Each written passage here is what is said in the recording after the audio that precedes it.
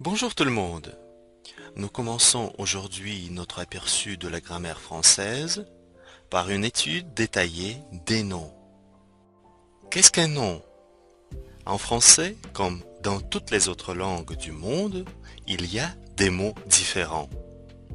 Une table, beau, un chien, aller, un étudiant, lentement, après, etc.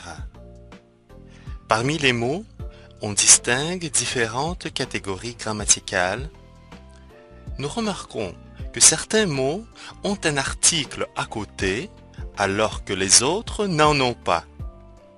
Nous remarquons aussi que nous pouvons poser une question qui ou quoi pour certains mots et non pas pour les autres.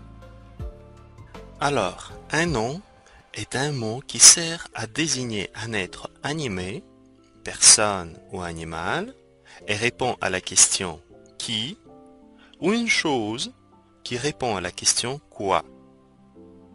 On l'appelle aussi un substantif. Parmi les noms, il existe différentes catégories. Par exemple, on distingue les noms communs des noms propres. Nom commun, une chaise, une pensée, une ville, un enfant, un homme, etc. Les noms propres, Johnny Depp, le Canada, la Tour Eiffel.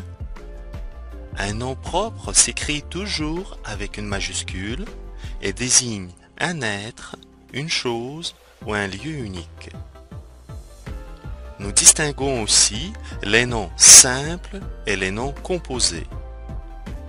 Un nom composé est un nom qui se compose de plusieurs mots.